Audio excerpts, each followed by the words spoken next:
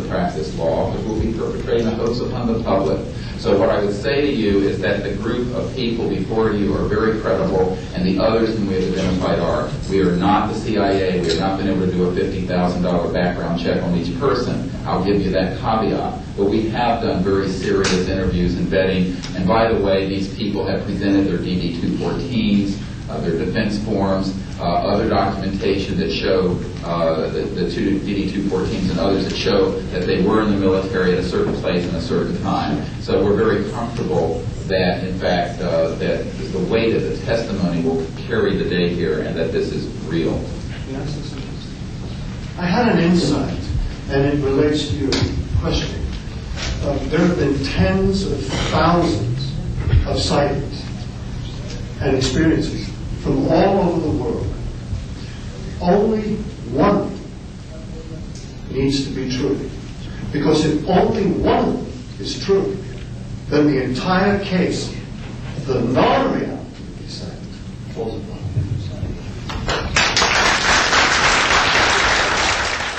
Such evidence out of the public domain, yes.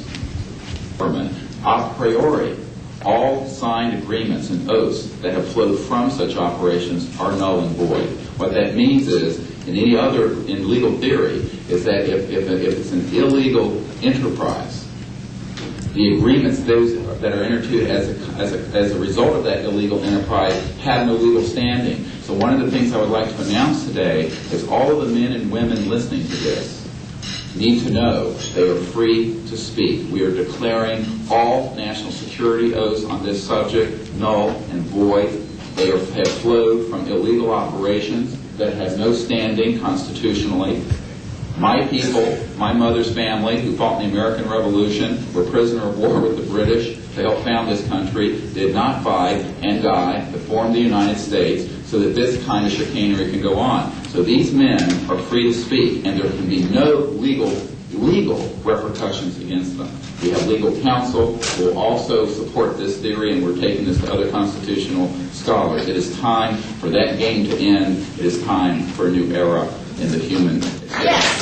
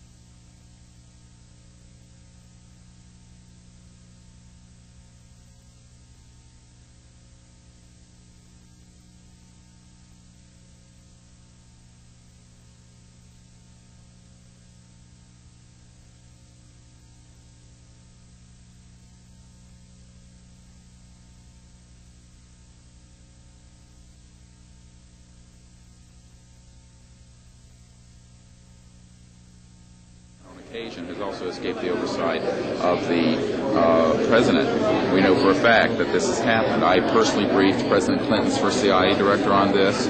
I was informed that they had no access to these projects, although they knew they existed.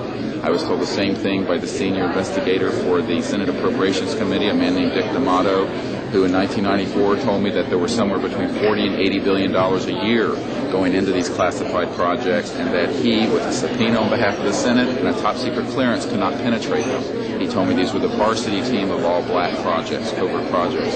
So this is really serious stuff, and it brings into question, have we gone down the road that Eisenhower warned us about a little too far when he said, beware of the military-industrial complex, that it can escape the checks and balances of our democracy. And I think on this particular issue, it in fact has, and it's time for the Congress to represent the people in this regard and to reassert its oversight of these projects. One last question. When you talk about putting the checks and balances back into place, talk about the passion of these people, if you would. How confident are they?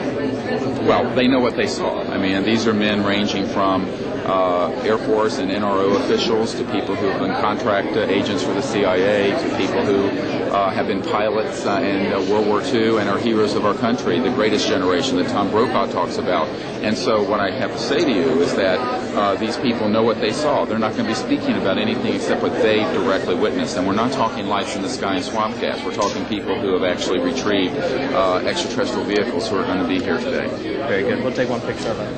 That's concrete and that's based on reality. But anyone who does further research in this field will find that they are not hostile. None of them are hostile.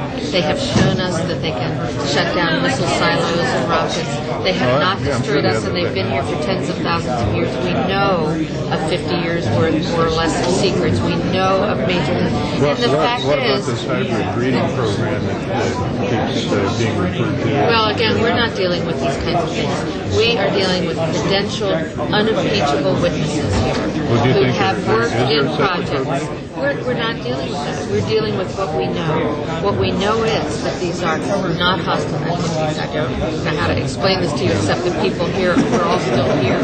The world is still here. And they have shown us what their technology is capable of doing. And you can yet imagine, and you can hear from witnesses who've worked in fields of re-engineering, back engineering, what kinds of technologies can come out of this to literally save people from the suffering that's going on right now. I don't doubt the possibility of that. Yes, and that's what this disclosure is about. It isn't about these other kinds of stories that you have no proof of and nobody does. And the fact is, we have proof here of what we're saying. Well, they have removed artifacts. Well, again, we're not going to deal with this kind of story, and a lot of that is manufactured also. That's for sure. So what we're dealing with here is concrete evidence, documents, people who've been working in the industry, in the military industrial complex, the intelligence industry. I work in the MX missile, and I was doing if I went public with that whole story. So you can imagine.